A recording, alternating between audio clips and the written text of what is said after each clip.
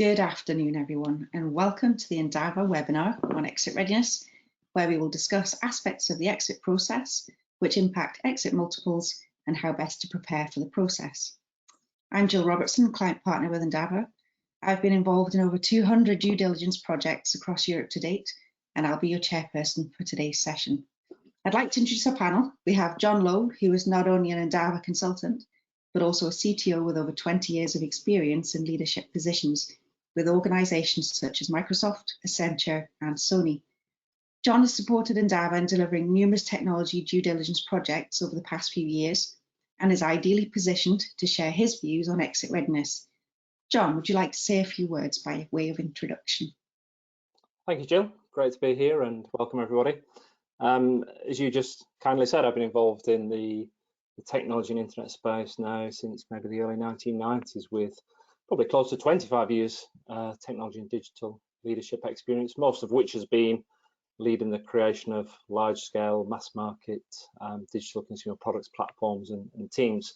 And for the last 5 years or so, kind of shifted into more providing technology and digital due diligence to support many deals, all different sizes and shapes, whether that's buy side, sell side, IBOs, MBOs, carve-outs across a variety of sectors and deal sizes. And equally, during that time, I've been fortunate to be helping customers to understand and deploy modern technologies and digital ways of working to drive value creation. And these companies have spanned global corporations, SMEs, family-run businesses, and startups and scale-ups. Perfect. So our agenda for today will cover the following. What do we mean by exit readiness? Typical areas that impact exit value. What does the process entail? When is the ideal time to prepare? And likely areas of investigation that can be planned for.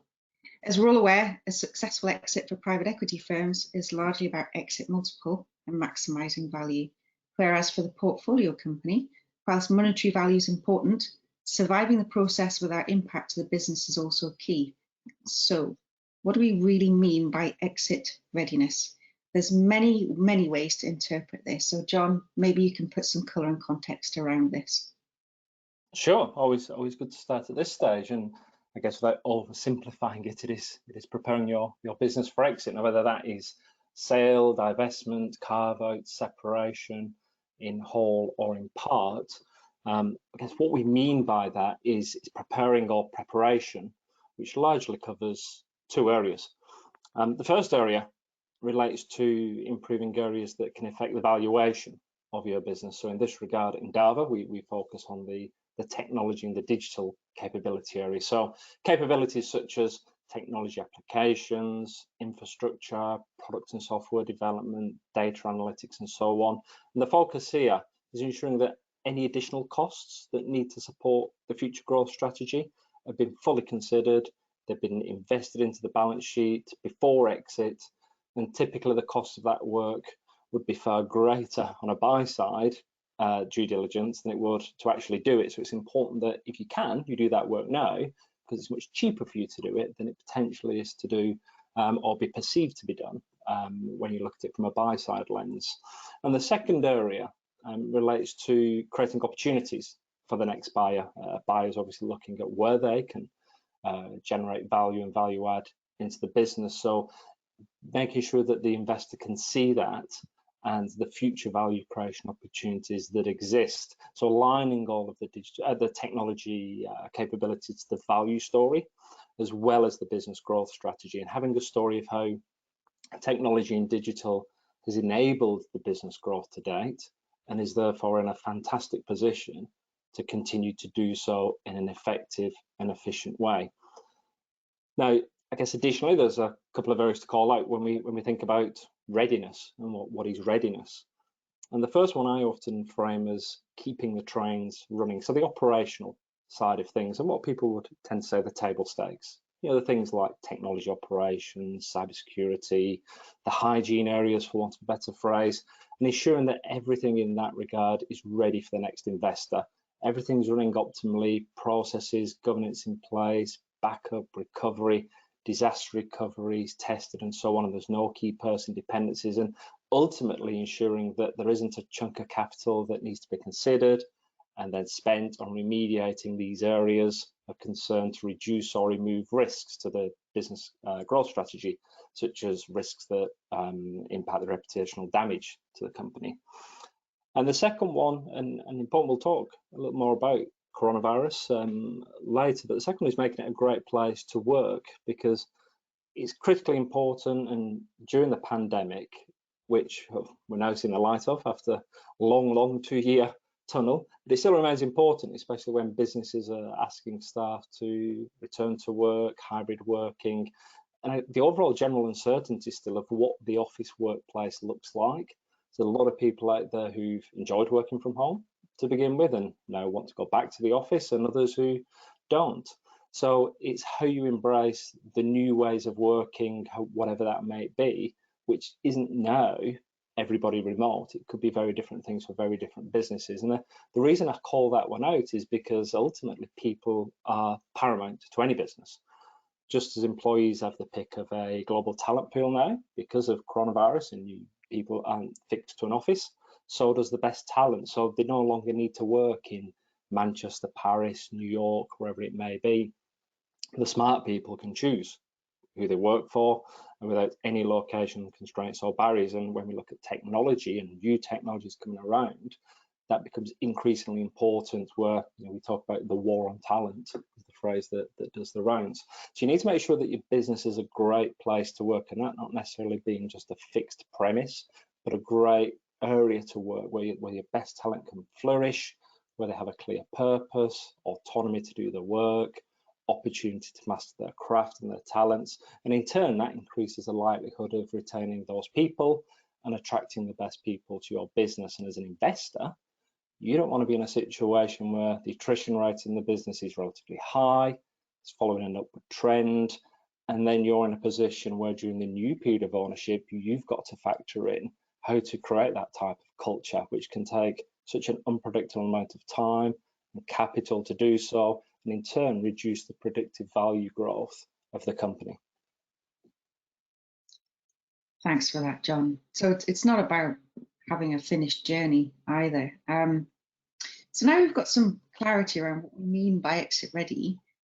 It's worth exploring typical areas that impact the value of a business on exit. Given the global impact, and we talked about the pandemic over the last couple of years, and there have been varied responses to that impact, as John mentioned, it should be factored into the considerations. And over the last year or so, I've certainly seen a varied reaction with regards to technology in terms of the response. And most successful businesses have pivoted their model to focus on delivering the service remotely. There's a lot of other aspects which can have positive or negative impact on a business's value. John, what about the 5 areas you would consider to be top of mind to impact exit value? Yeah, you're right. You're correct. There are quite a lot of areas to consider, and we're kind of summarising here the ones that we believe are the most relevant and topical. Let's say we mentioned coronavirus, and it's still in every conversation, but it is still an important backdrop for all of this.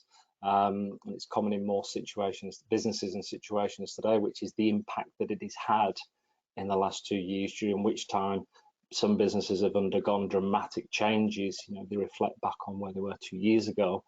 They just don't recognise themselves to some degree. They've transformed to a model where working is remote first and geographically distributed by default. And in turn, that's in response to society and the world, which has continued to become digital first, and customers that are yet even more technology savvy and even more demanding, and where business decisions are made with even more and greater speed and agility. So a lot of businesses in the last couple of years have adapted to this. They've deployed the technology, the skills, the people, the capabilities required, and they've done this at a speed that no executive board could ever have imagined. That rapid acceleration, or still call it digital transformation, those plans that either hadn't been started or not far along, they've suddenly been accelerated with very tangible business benefits. And in a lot of cases, that was survival.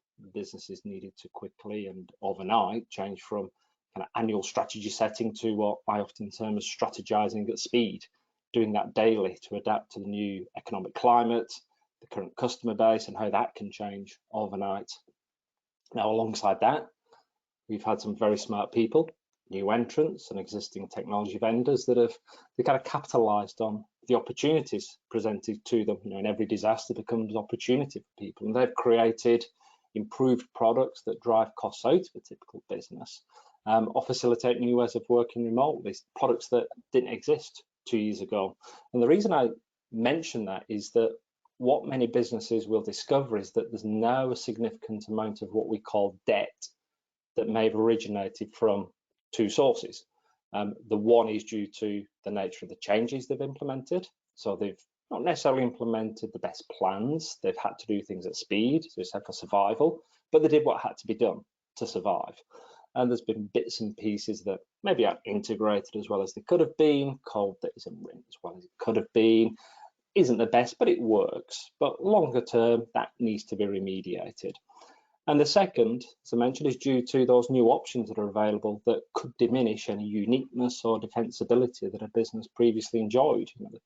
Perhaps find themselves in a situation where the off-the-shelf solutions, typically SaaS-based, that are far more effective and efficient than the bespoke system that they previously developed or are tightly coupled into. And now it's difficult to move away from that and have this debt that they never had before.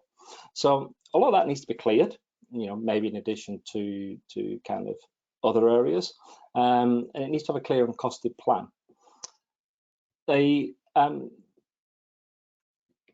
Typically we would talk about technology debt or technical debt, but I also consider two other areas of debt, especially when we're considering exit readiness, and those are around knowledge and culture. So taking technology debt to begin with, a classic area, which is where the cost and price of the rework required to remediate issues, concerns due to choosing easy and potentially limited solutions, and typically arise, we said, when speed and cost is a factor.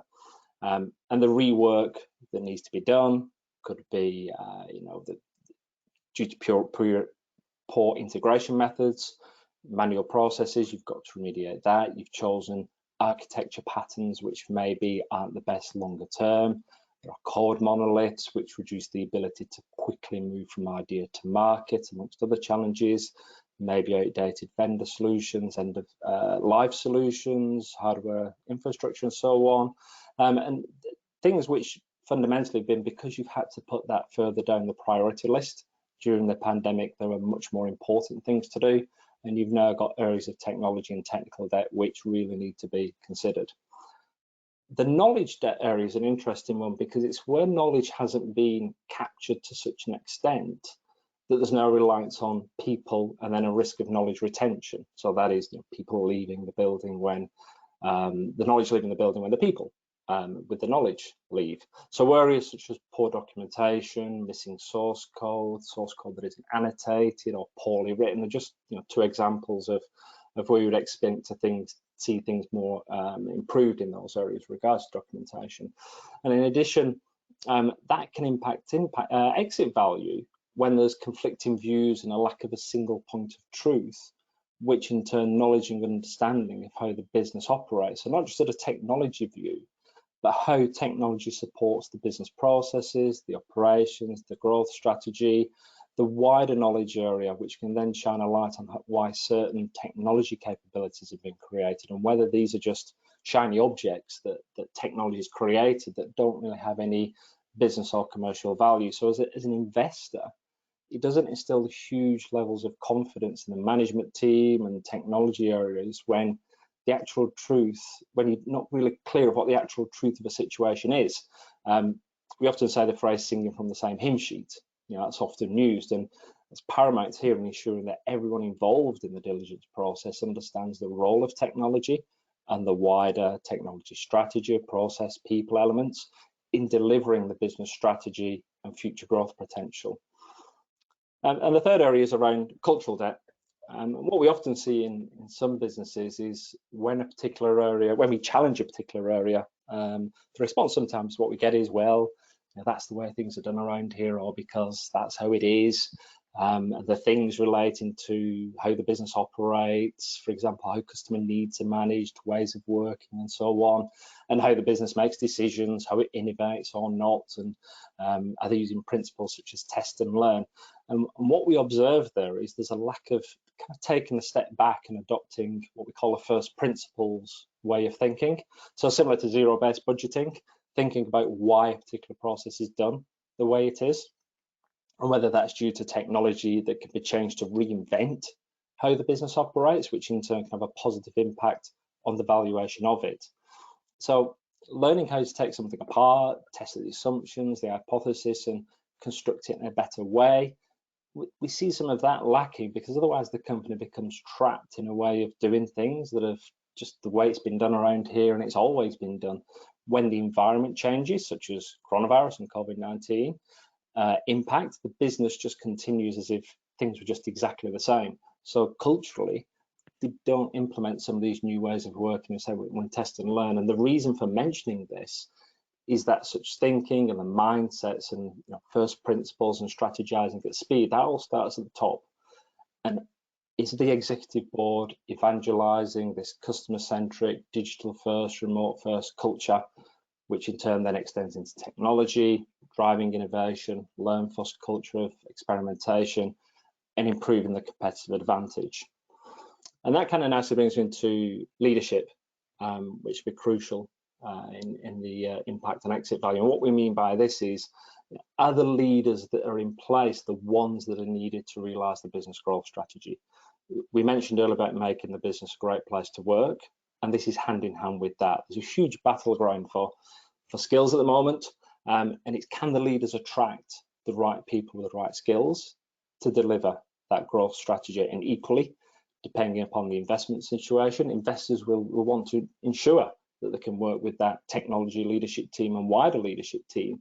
And the technology leaders aren't the ones that are just experts in technology, but they also have the commercial acumen to consider the commercial validity of the technology and strategy they're proposing and the wider technology ecosystem that they lead.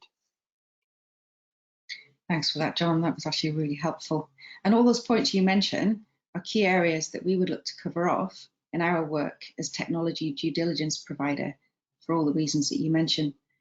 And they're important to address, otherwise they represent potential cost to the next investor or even hurdles to overcome in terms of scalability and growth or even risk.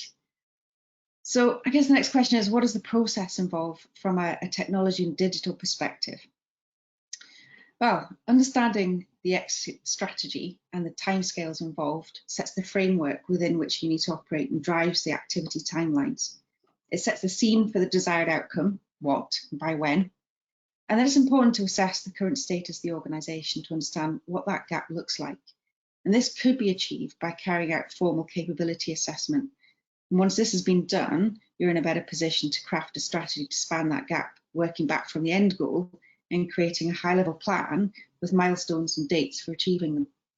For some organisations, that might be a transformation programme and may involve external assistance, depending on the skills and bandwidth which exist within the organisation at the time.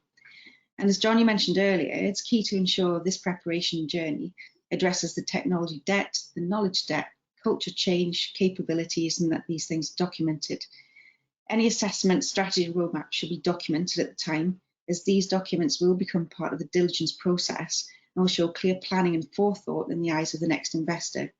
It also makes it easier to explain during the exit diligence process and lessen the need for an in-depth interrogation. And with that in mind, it's a wise move to perform another checkpoint assessment partway through the journey to exit. This will be particularly helpful to the organisation in understanding the progress they've made and their current trajectory towards their own exit status. This provides an opportunity to tweak the plan and be realistic about what can still be achieved and deliver return on investment, and what may be worth leaving but documenting for the next investor to benefit from. Creating and highlighting opportunity and value levers still to be pulled can be attractive to an investor. And conducting an exit readiness assessment is an excellent way of preparing for the process itself, because the team will be prepared for the areas of investigation and have a good solid story to tell. So the final stage of the process would then to be top up with a sell-side due diligence report. And that not only allows the organisation to showcase their own key selling points, but will demonstrate to a potential next investor the level of maturity and self-awareness in the senior leadership team. And this builds confidence and trust. And I know from experience that this is where a process could go off the rails if not executed well. Unanswered questions and lack of documentation tends to lead to more questions and generates a bit of doubt and uncertainty in the minds of the investor. John, would you say that was fair comment? Absolutely. Absolutely. I think, Jill, regardless of where you are at the in your kind of investment cycle, going ahead and kind of producing a readiness assessment and understanding exactly where you are and what needs to be done is critical. Otherwise, you get a lot of people working in different areas, trying to prepare and running around frantically, when you do need just that kind of take stock, understand what we have, what we don't have, what we can improve now, what necessarily doesn't need to be improved because it can be done by a future investor and so on. I absolutely agree. So if we bear all this in mind, and it's a lot of information to take in at this point, we probably now need to address when is the ideal time to start preparing. And I guess the answer to that is it's never really too early. However, we know real life gets in the way, and day-to-day running of a business can distract a team from planning for the future. And it's really hard to embrace change. And it means a mindset shift, as well as changes in technology and working practice. And I've mentioned a few times now, documentation is key. It'll save everyone time. And we know that sale process can become compressed and stressful without these things being in place. Having a clear documented strategy and a story explaining the gaps will increase the chances of a smooth and successful exit. Some of our clients start planning the process at the point of investment and then map it out over the intended holding period. At Endava, we've experienced some great exits where the organisation has prepared throughout the holding period and the exit multiple has surpassed expectation. We've also experienced one or two where the exit was not prepared for and in fact the sale process collapsed. Thankfully, those are few and far between. So John, what are the likely areas of investigation that a company can plan for from the beginning? Well, as you mentioned just there, Jill, that although there's no fixed time to start, the point of acquisition is always the best time to start. And what I mean by that is ensuring that everything you do considers the impact of that on the exit. For example, ensuring technology decisions are made with due consideration of what the technology will look like at the point of exit, even if that's just a high-level forecast of the platform and people. It provides you with that central guiding light of, okay, instead of just making the decisions of the here and now, how does that affect things on exit and potentially the work that's required to do that? And that's especially important when we see, certainly in very recent times, and hopefully the audience will agree in recent weeks, that deals are now increasingly competitive. On the divestment side, timetables coming forward, rapidly exits being prepared months earlier than originally planned and deal times reducing. So making sure you're always in a state of readiness can only help to make the exit process a smooth and efficient one. I mentioned a recent example previously, one that I worked on is where, due to favourable market conditions, the current owners of a business brought the entire timetable forward for exit by 12 months. And as you can expect, the business was not really prepared for buy-side diligence, not just technology, but the wider streams of finance, commercial, and so on. And what this led to was the people involved in the process doing the day job and the extra work to prepare for diligence. And in one example, trying to pull reports out of a technology estate that everyone knew was inefficient and needed replacing. But at that point in time, it not only meant that people were working 16-hour days, but also highlighted that area of concern to an investor right there. And that's just one example of the challenges they had. And all of that can be very hard on the people. We mentioned earlier about people being crucial to business success. And if the people are exhausted during this process, they're worn down, not able to present the business to the investor in the best light possible during business buy-side due diligence, it not only reflects badly on the company, but it also increases the risk that these people don't want to be part of Newco. And should any deal be done, the people who've been working, sterling efforts and working very hard preparing the business for exit, just don't want to be part of that new business moving forward, which gets you into the challenge we mentioned earlier about getting the people in place can be very difficult once they've left, and you create that trend where there's lots of people walking out the door. So for me, it's the classic approach where everything you do from the point of acquisition should be guided by that North Star of exit. So you just mentioned debt, for example. We shouldn't be going off spending thousands on a siloed technology solution and deprioritizing documentation without considering the future consequences of that when it comes to exit. And if the business is thinking about exit, then there are many areas that can be planned for today and implemented today. And the way that I and Endava and everyone else looks at this is through the eyes of an investor or the buy-side advisor. And that's the thing that we always bring to the table, that because we work on both sides, we know exactly what a buy-side investor would be looking for and which areas in your particular area would be of most importance than others. And the first is having a clear strategy and roadmap in place for key areas such as product, technology and digital, and how these will enable the business growth strategy and create value and reduce the cost of creating that value. And these are always paramount within a business, regardless of exit, ensuring that the technology folks aren't out there just creating shiny objects, as we touched on earlier. And there's also a key alignment required between the executive board, so relating to the exit strategy, and the overall business strategy, especially as you get towards exit, where it's not uncommon to be a slightly disconnected there, where people are thinking about the current and not really thinking about that exit, because it's not their concern, it's somebody else's problem to deal with in the future. And it's important that there's a story there, so that the strategies, the technology strategies that underpin these are in lockstep with a common vision and way forward, regardless of whether it's exit or business growth strategy. It's all business as usual, and the change in ownership, if you like, is behind the scenes and doesn't impact the smooth operations of the company. Having a situation where there's a start-stop in change of ownership isn't the best for continuing the kind of growth.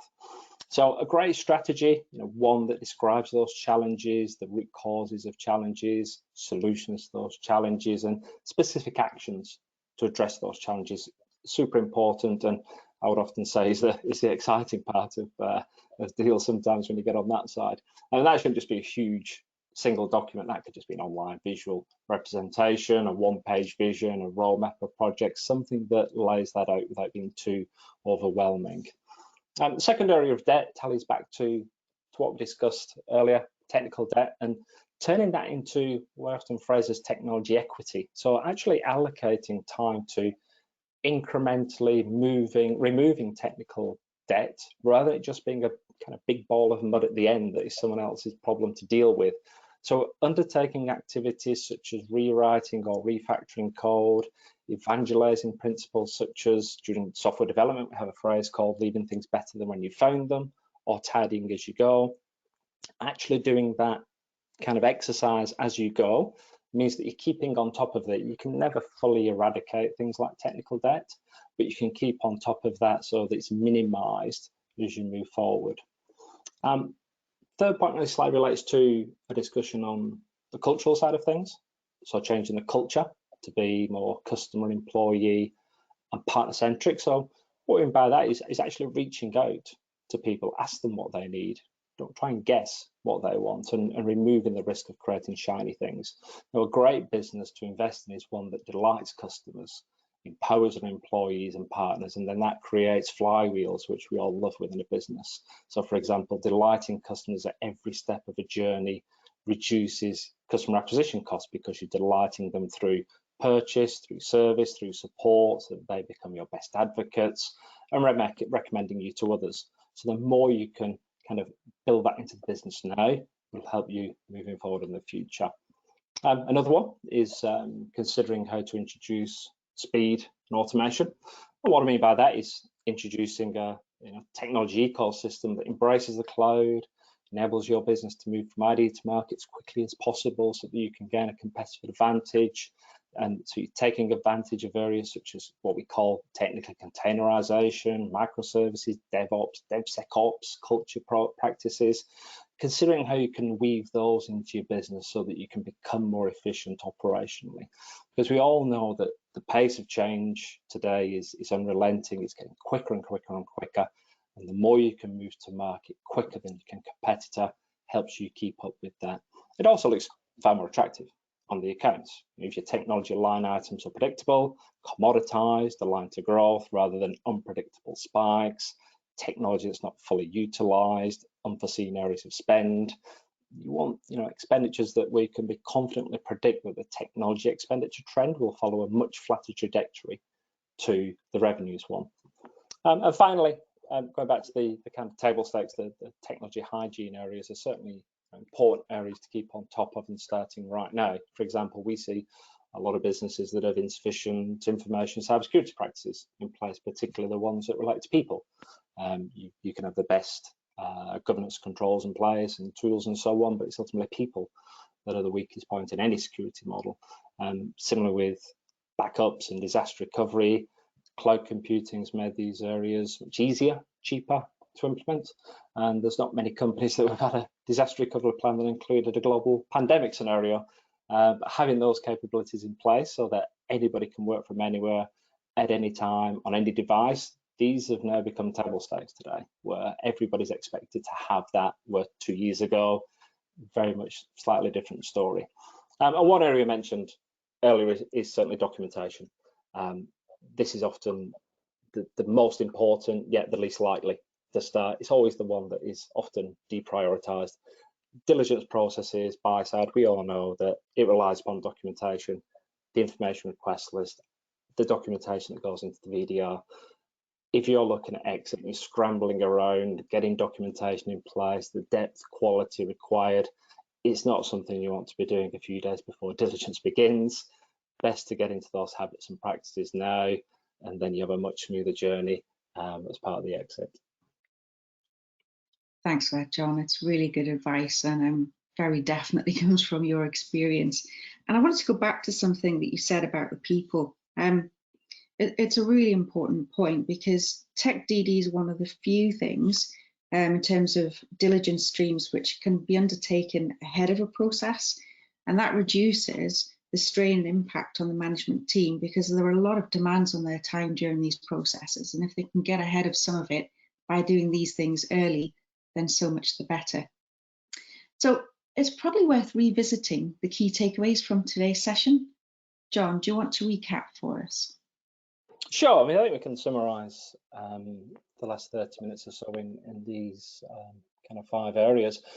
First of all, defining that exit vision and strategy, showing that value creation path, the journey to exit, and the opportunities for the next investor, and making sure that's aligned to technology, digital, and also product strategies. They're aligned to the exit strategy, and also sure this aligns to the business growth strategy, so there isn't this disjointed, disconnected, this is what we're doing now, but for somebody else, hey, you might have a different strategy. You've got a strategy for the long term, regardless of ownership.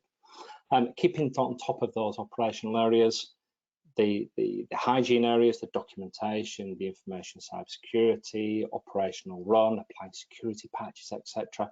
Making the business and the technology side of things a really well-oiled machine, and implementing automation, tools, things that allow you to predict issues rather than constantly reacting to them.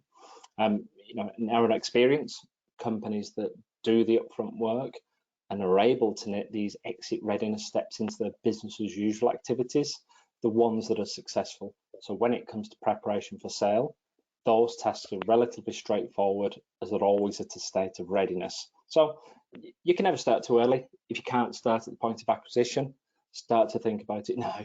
I always say, ask yourself the question, if you receive the call, if somebody said, hey, we need to prepare the business for exit because the economic climate, whatever it might, the tailwinds, headwinds might all change, do you know what you would actually need to do?